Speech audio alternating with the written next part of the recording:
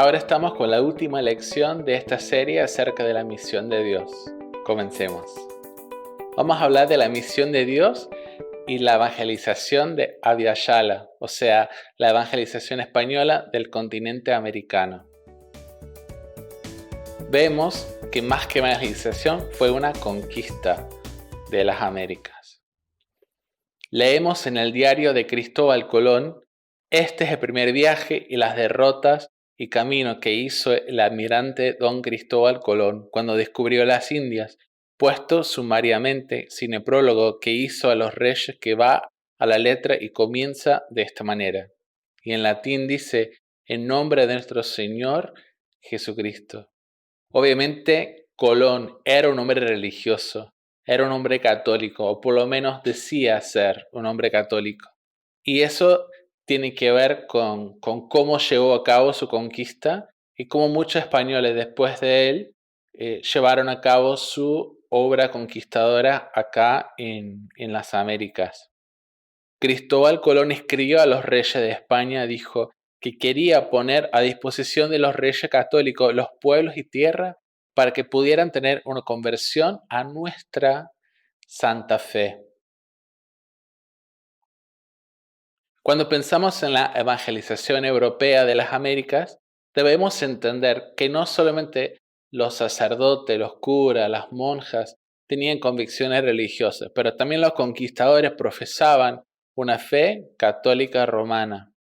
Y como decía, muchos religiosos católicos, para bien o para mal, imponían o compartían su fe. Obviamente no podemos decir que todos fueron iguales, sabemos que algunos después tuvieron como una especie de conversión, que antes llegaron como represores y después defendían a los pueblos indígenas, como era el caso de Bartolomé de las Casas. Pero muchos llegaron ya con el deseo de conquistar a través también de la fe. En esa época era imposible separar lo religioso de lo político y de lo económico también. Samuel Escobar, misiólogo peruano, dice: los historiadores coinciden en que el impulso evangelizador inicial, especialmente de ciertas órdenes como los franciscanos y dominicos, fue desplazado por los intereses de los conquistadores, que querían una cristianización rápida y masiva que convirtiese a los indígenas en súbditos de los reyes de España y contribuyentes de impuestos al tesoro real. Europa estaba pasando una crisis muy fuerte, especialmente en España, y necesitaban de mucho dinero para atravesar esa crisis. Pusieron toda su esperanza en el continente americano para poder recaudar el oro necesario para poder pasar la crisis en España. Además, tenían aspiraciones religiosas de que el continente conquistado también fuese parte de su imperio católico. ¿Sí? Pero vemos ciertos problemas ahí, porque la religiosidad popular española de esta época no reflejaba la vida y la obra del objeto de su fe, de Jesucristo. O sea, su cristianismo no se parecía a Cristo. ¿Sí? Tenían muchos intereses políticos, territoriales y económicos que no permitían que viviesen como cristianos deberían vivir. Y obviamente cuando fueron a las Américas, hablando castellano o español, no conocían los idiomas de los indígenas. Había un choque cultural, un choque lingüístico y obviamente un choque religioso. Es muy común entre algunas personas que desconocen la historia de América Latina pensar que los pueblos indígenas eran muy primitivos, que tenían poca costumbre, que no tenían una religión muy desarrollada, y es mentira. En realidad tenían sus calendarios, tenían sus religiones, tenían sus idiomas, tenían escrituras, tenían un montón de cosas como muestra de su civilización bastante avanzada. Pero hubo obviamente un choque importante entre los conquistadores españoles y estos pueblos indígenas. Vemos que muchos de los que se hacían llamar cristianos católicos más bien participaban en la opresión y la deshumanización de los pueblos indígenas. Y no solamente de los pueblos indígenas, pero también de los africanos que habían sido traídos como esclavos al continente. Hay una cita que era muy común en la Edad Media hispánica, que era primero vencer y luego convencer. Un poco la mentalidad del momento, que mejor nos imponemos por la fuerza y luego explicamos la razón de ser de nuestra fuerza. ¿Sí? Ildefonso de Zaragoza, que fue un misionero capuchino en Venezuela en 1692, dijo: convendría ponerles algún género de sujeción que los redujese a ser hombres para poder enseñarles a ser cristianos. Vemos en la mirada antropológica de los españoles que los indígenas y los africanos que fueron traídos como esclavos no eran considerados seres humanos. Si bien algunos órdenes, especialmente los jesuitas, trataron de humanizar la imagen de los indígenas ante los españoles, para muchos españoles, especialmente para la realeza, no eran totalmente humanos, no eran seres, no eran personas como podrían ser los españoles. Entonces pensaron que primero habría que domesticarlos, enseñarles a ser humanos para poder, para que ellos pudieran experimentar una conversión cristiana. ¿Qué es lo que vemos? Que la teología sirvió para legitimar no solo el aparato militar y civilizador, pero también el uso de la opresión y deshumanización por parte de los conquistadores, con el fin de consolidar una extensión del imperio católico español en el continente americano. O sea, activamente usaban la Biblia para legitimar su esfuerzo colonizador. Decían que estaban haciendo un bien a los indígenas, haciendo un bien a los africanos. Ellos querían que lo que hicieran fuese la voluntad de Dios. Y en vez de consultarle a Dios o consultar a la Biblia, más bien usaron la Biblia para apoyar lo que ellos querían, para perseguir sus fines eh, como conquistadores en el continente americano. Vemos una historia muy importante. Había muchos cronistas de esa época, en su mayoría españoles, pero habían algunos cronistas indígenas. Uno de los más importantes era Guamán Poma de Ayala, que nació en el Perú en 1534, pocos años después de la conquista de Pizarro. Él fue autor de Nueva Crónica y Buen Gobierno, un libro que fue escrito en castellano, pero también su escritura también tiene quechua, y muchos dibujos fantásticos que ilustran la época. ¿En qué consiste el libro? Fue una crónica acerca de la vida en las Américas, pero también fue una defensa del pueblo indígena ante el rey Felipe III de España. ¿Sí? Guamán Poma de Ayala quería que los españoles dejaran de violar a las mujeres, dejaran de golpear a los negros, que dejaran de golpear a los pueblos indígenas, que dejaran de violar sus derechos y que los tratasen como cristianos. ¿Sí? Y sus argumentos estaban basados en la Biblia, estaban basados en la catequesis que él recibió en la Iglesia Católica como hombre indígena. ¿Sí? Denunció las injusticias de los conquistadores cristianos. ¿Por qué es importante este punto? Porque los mismos indígenas sabían que no practicaban lo que predicaban. O sea, no era coherente el mensaje que daban en la misa, la homilía, no era consistente o coherente con lo que practicaban los españoles. Cuando pensamos en la imagen de Cristo que trajeron los españoles, podemos fijarnos en el arte medieval católico español, ¿sí? Por ejemplo, este es el pesebre o el nacimiento de Jesús que se ve hasta el día de hoy en la Catedral de Lima, ¿sí? ¿Qué vemos? Un Jesús blanco, un Jesús rubio. Y si me acuerdo bien de mi visita a Lima, tenía ojos azules, ¿sí? Además vemos un Cristo siempre crucificado, un Cristo colgado en una cruz con mucha sangre, un Cristo que sufre y un Cristo con el cual es difícil relacionarnos.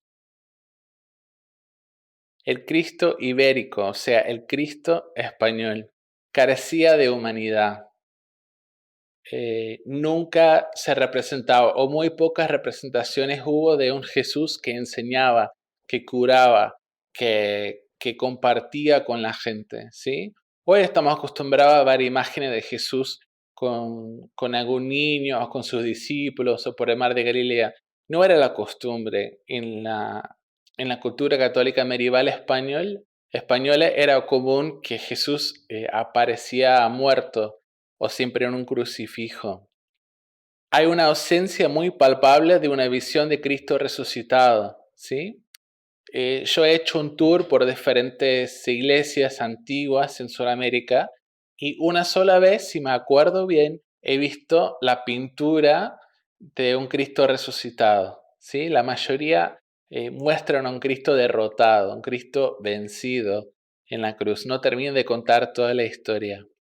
Vemos en eso que Jesús desempeñaba dos papeles importantes en la vida religiosa.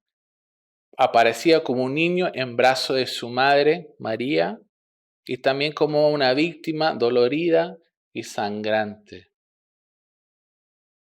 Juan Macay, un misionero al Perú, escribió lo siguiente: ¿por qué es que los únicos momentos de la vida de Jesús a que se da importancia son su niñez y su muerte? Porque las dos verdades centrales, responde alguien, del cristianismo son la encarnación y la expiación.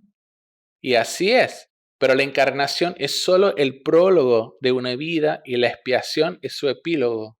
La realidad de la primera se despliega en la vida y se garantiza viviendo. La eficacia de la segunda se deriva de la clase de vida que se vivió.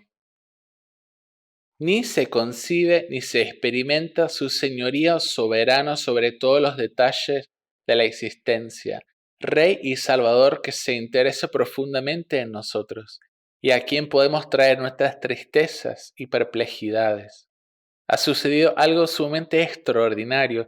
Cristo ha perdido prestigio como alguien capaz de ayudar a en los asuntos de la vida.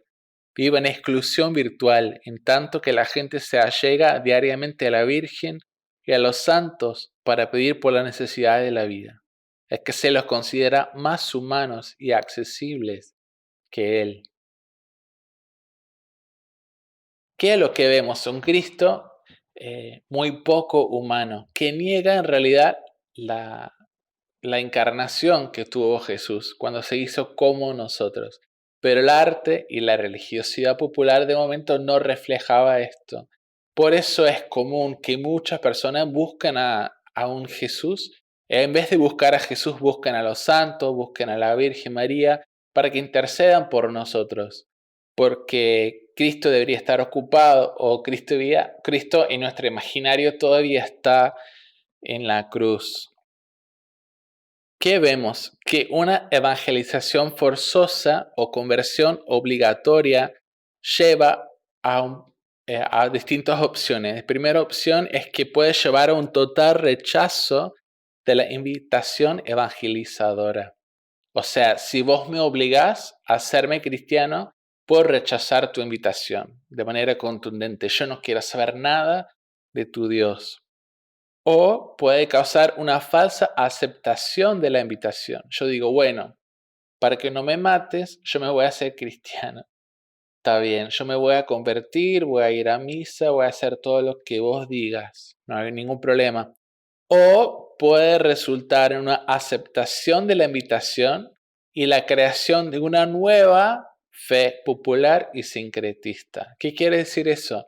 Que puede ser que yo acepte, entre comillas, el evangelio que vos me predicás, pero voy a continuar creyendo en los dioses en quien yo creí siempre, voy a seguir practicando las cosas, voy a seguir entendiéndome eh, ante mis dioses como me entendía antes y voy a seguir orando como oraba antes, pero me voy a sumar algunas prácticas cristianas o voy a dar nombres cristianos, nombre de los santos a los dioses en quienes yo siempre creía.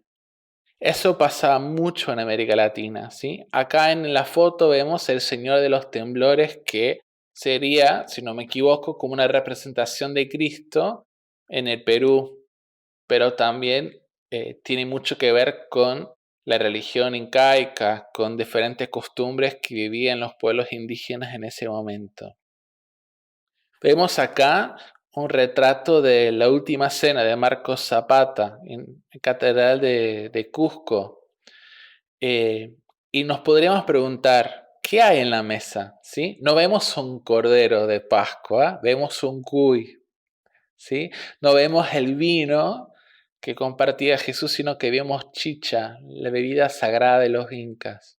¿Sí? Vemos frutas traídas de España, vemos fruta también del Perú.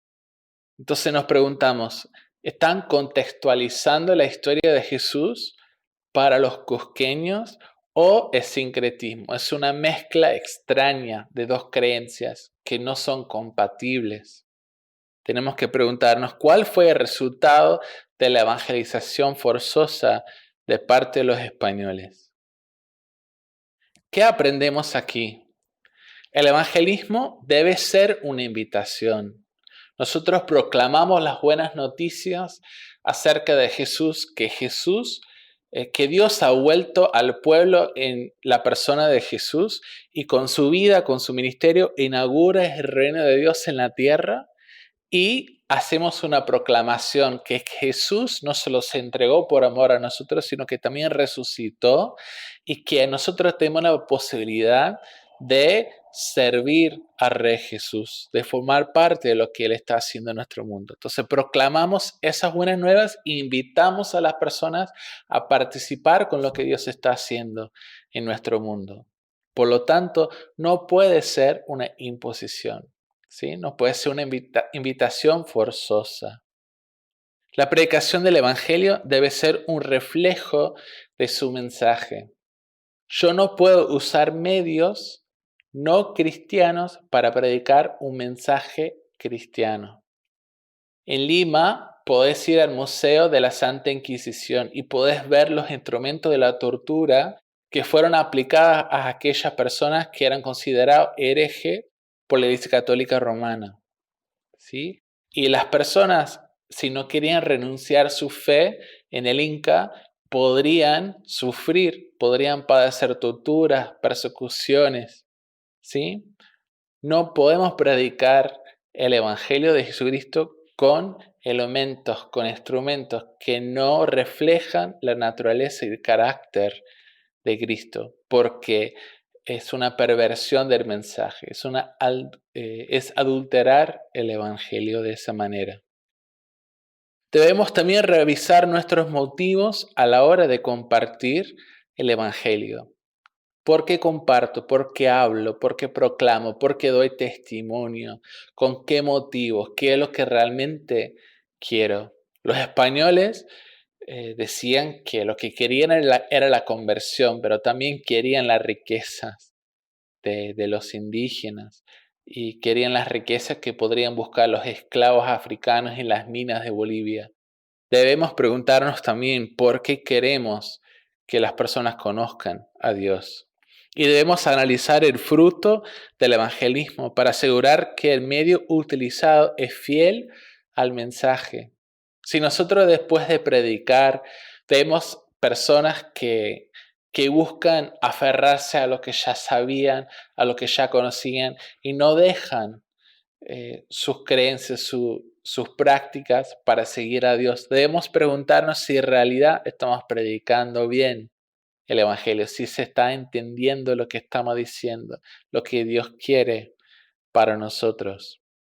Debemos evitar imágenes o paradigmas de la misión de Dios que no son compatibles con el ministerio de Jesús.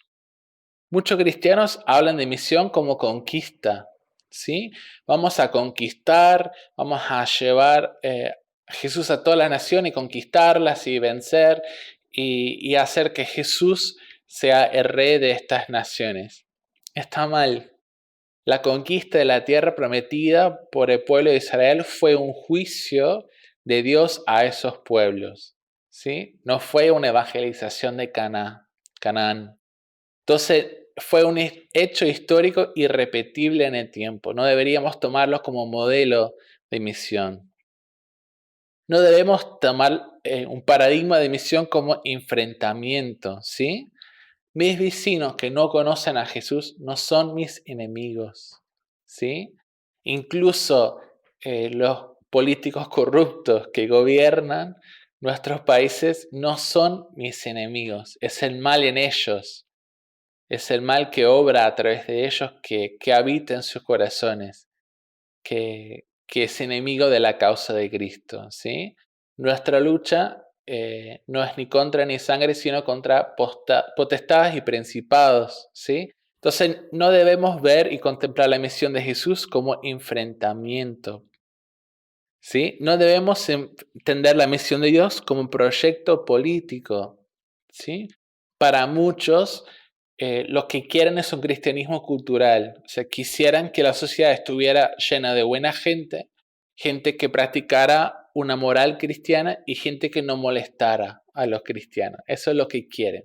No están interesados realmente en una conversión, no están interesados en la expansión del reino de Dios en la tierra. Están interesados en un proyecto político. Y eso tampoco puede ser la misión de Dios. Tampoco la misión de Dios puede ser un agente moralizante, como decíamos. Bueno, lo que quiero es que vivir una sociedad cristiana. No, eso tampoco debe ser el motivo de la misión de Dios. ¿Cuáles entonces serían algunas imágenes o paradigmas para la misión hoy en América Latina? Misión como proclamación, ¿sí? Decir lo que creemos acerca de Jesús, contar quién fue Jesús, contar la historia de la salvación, de la redención de la humanidad, hacerle saber a la gente qué ha hecho Dios a favor nuestro. Misión como entrega. El mayor ejemplo de esto fue Jesús, ¿sí? Quien se desnudó, se ciñó una toalla por la cintura y lavó los pies de sus discípulos. Misión como entrega, misión como servicio, una misión que trata de dar a conocer a Dios a través del servicio. Como Jesús fue siervo, también queremos ser. Y misión como dar testimonio de la vida y obra de Jesús a través de lo que nosotros hacemos, ¿sí? No solamente se trata de hablar de Jesús y hablar acerca de Jesús, pero de hablar la misma palabra de Jesús, ¿no? De abrazar a la gente, de comer con los pecadores, de acercarnos a los marginados de la sociedad. Y por último, misión como sociedad contraste, ¿sí? Ser el pueblo de Dios que Dios quiere ver en todas partes, ¿sí? Es muy fácil criticar a un gobierno corrupto, es muy fácil criticar a las personas que no se esmeran por vivir con una ética cristiana.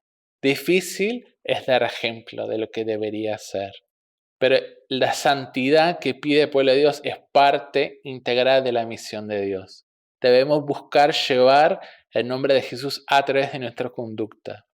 Tal como los pueblos indígenas y los africanos se dieron cuenta que los españoles no eran coherentes con su mensaje, con su evangelismo, también la gente se da cuenta cuando nosotros no somos coherentes con nuestro mensaje de amor y paz, cuando no sabemos vivir en amor y paz. Entonces podemos vivir la misión de Dios siendo una sociedad contraste. Ya mencionamos a Guamán Pomas de Ayala, de su testimonio a favor de los indígenas y los africanos ante el rey Felipe III de España. Él decía, Jesús andaba por el mundo en busca de los pobres de Jesucristo. Les animo a adentrarse cada vez más en la misión de Dios, de conocer más de cerca la historia de la salvación, de participar plenamente en la salvación, ¿sí? No somos salvos como un fin en sí mismo. Mi salvación no es el fin, soy un medio, ¿sí? Y Dios me quiere usar, Dios quiere que me sume a su proyecto liberador al mundo. Quiere que yo participe plenamente de la redención de toda la creación. Entonces nosotros tenemos la oportunidad, el privilegio de participar con Dios en lo que Él está haciendo. Que Dios nos encuentre también andando por nuestra América buscando a los pobres de Jesucristo. Que Dios le bendiga.